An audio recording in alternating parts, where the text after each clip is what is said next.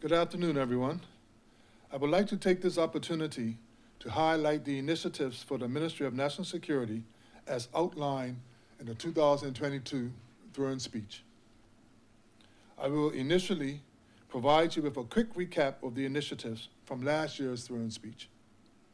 I will then highlight the initiatives in this year's speech and will then take any questions that you may have.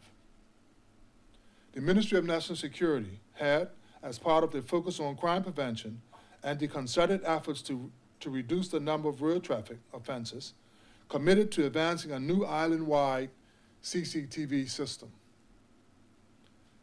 The new CCTV system will include newer features to assist the police in tackling road traffic offenses and violent crime. An upgraded CCTV system will result in increased safety for our community, as a functional CCTV system will serve as a deterrent to potential criminals. The system will also aid in the identification of suspects in the event of criminal activity. In terms of the progress for this initiative, an open and competitive tender process was undertaken in July with a submission deadline of the 8th of September, 2022.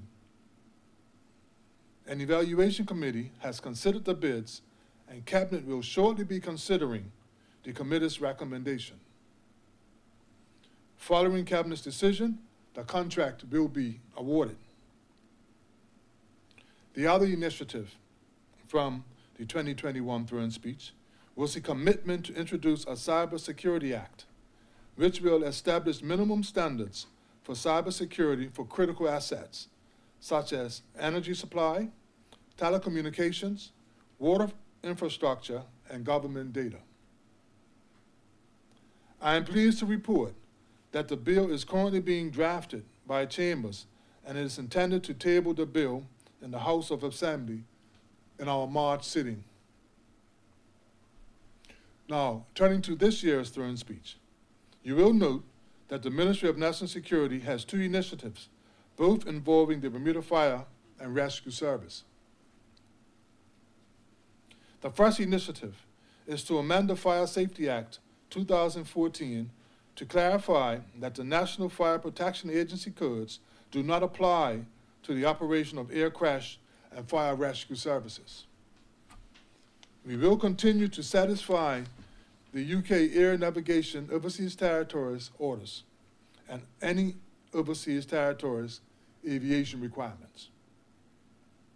This will ensure that there is certainty around the appropriate minimum staffing levels and operations for the LF Reid International Airport. The second initiative is to invite His Majesty's Inspectorate of Constabulary and Fire and Rescue Services to conduct a review of the service, the first since 2010. This will ensure that we are not just fit for the role, but meeting the needs of the community that we serve. This review will include the services provided by our first responders and if they meet the current needs of our community, the staffing and resource needs to provide those services island-wide, the entry and recruitment process for ensuring that we continue to recruit Bermudians fit and suited for the service, the ongoing training requirements to ensure that the service maintains its readiness to respond when called. The legislature will be invited to take note of that review and its recommendations. That concludes my remarks, and I would now be happy to take any questions that you may have.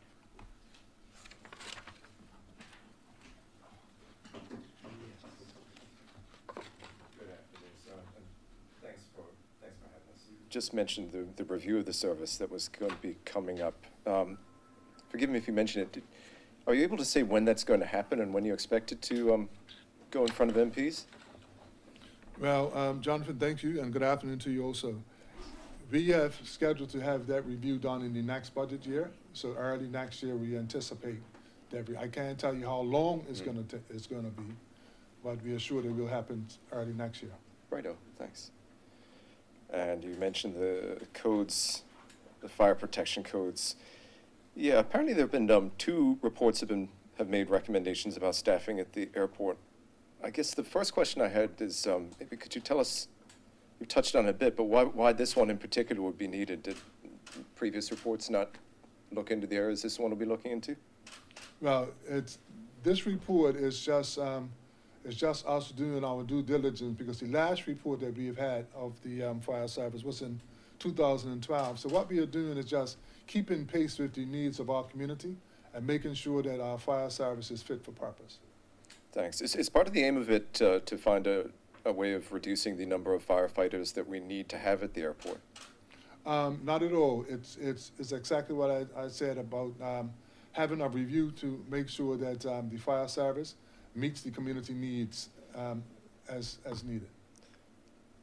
Could you give us an update on the fire recruitment drive? Just how many people have been recruited and when they expect to start? Well, we have currently recruited 11 firefighters, and they are set to go overseas for training, and they are expected to be boots on the ground on or before March 31st. On or before March 31st. Thanks. What's the manpower level for the fire service now, and what should it be? Can you speak to that part? I am not 100% certain of the number now. I believe it's around the area of about 77, and we are still in a review to see what manpower resource needs that we have, that we will need. So I'll be unable to tell you what it is that we need at this time. Obviously, the review is to come.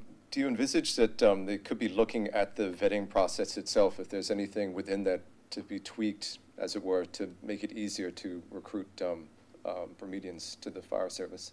Well, actually, Jonathan, we are hoping that they will do a full review, and I'm not too certain on exactly everything that they will be doing, but once that review is done, then we will present that report to the legislature. Okay. CCTV, you mentioned CCTV. We had a suggestion from the opposition. They were saying assets seized from criminals by the court should be allocated to emergency services, police, fire, and corrections. Is that something that you'd consider taking up? Well, actually, Jonathan, assets seized from criminals are all put in the confiscated assets fund. And from there is decided by the Ministry of Finance how they'll be allocated. Oh, right, got you. Let's see, you were the 3rd Minister of National Security that we've had in 5 years. Is that damaging to keeping consistent policies and strategies? Do they change with every ministerial change? Not at all. There are some strategies and policies that the government have, and the minister is there to progress the policies that the government establishes. Let's see. So you've had the retreat last month to come up with ideas for tackling our gang violence problem. Can you tell us what the latest is on that? Has a strategy been formed? Are there details you can give us on that? Well, actually, John, if you recall, in my very first speech when I was appointed, I talked about coming up with a strategy to combat community violence. And I made it clear that it was not just a police issue, it's a community issue. So what we have done in the ministry, we have reached out to the community stakeholders. And when we had our retreat, we were happy and pleased that we had people from participants from all skill sets. And now what we are doing, we are tabulating all that information. So hopefully in the very near future, we'll come up with our national anti-community violence strategy. And that's something that will be made public when it's ready? Most definitely. Got you. Okay, I have one last one here. So the prison officers, they listed a series of concerns that prison officers have: ventilation, the temperature, court-ordered programs for inmates in their parole hearing. There's a list here, and you'll be familiar with them. We were hoping to hear what you're planning to do to address the issues. If I may, I would say that, I have listened and I have heard of the concerns of the prison officers. Me and my team visited the Westgate facility and the Clear facility, and we looked around the physical structure, and we've heard the concerns of the prison officers. Not only the prison officers, we even sat with the inmate committee representatives. So there are a number of concerns that we are addressing.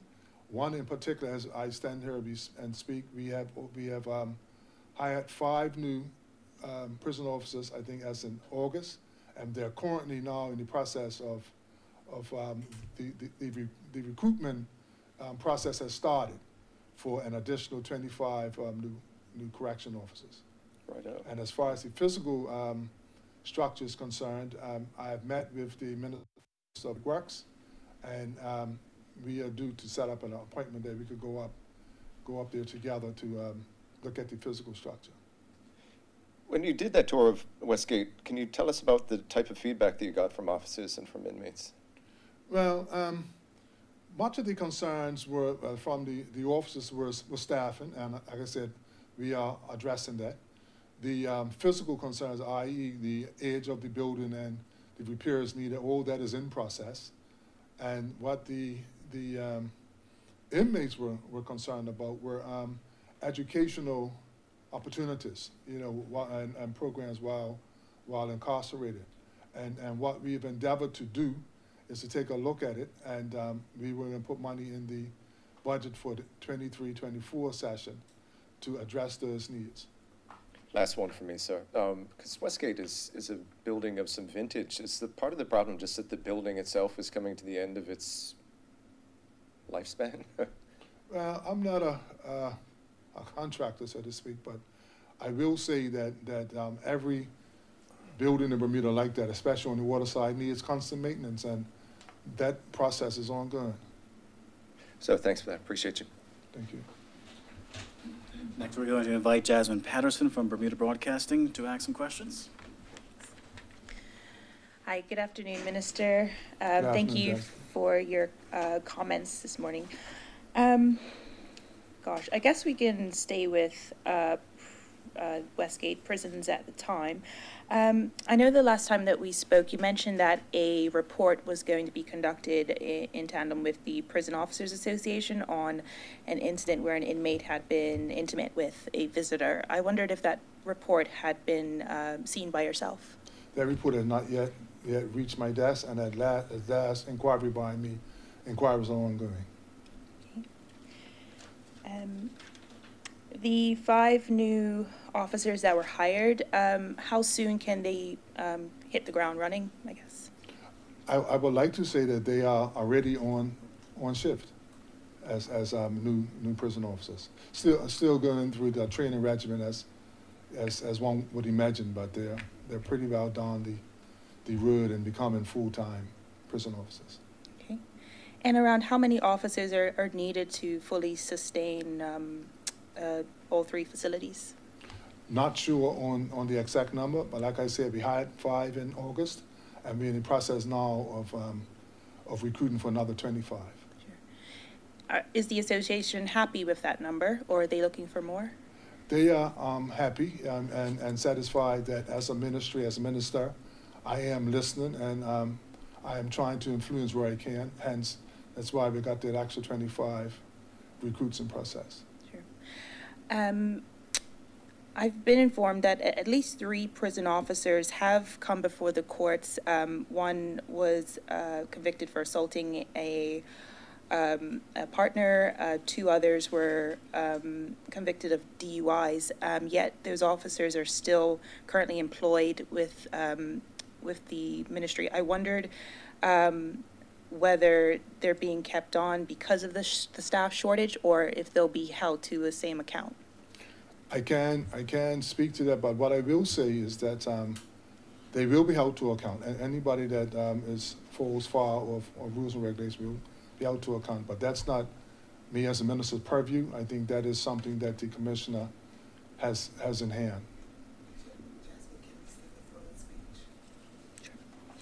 The CCTV system, you mentioned that the process is underway to hire a company to orchestrate that. I wondered what the cost would be of implementing a system of that magnitude.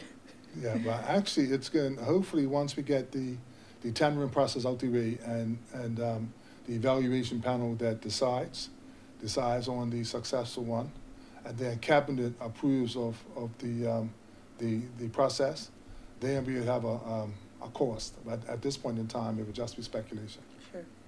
What kind of infrastructure requirements are needed to implement a CCTV system? Is there a lot of equipment, machinery that's needed? I wonder, just to get an overview of what that would look like. We have CCTV on island now as we speak.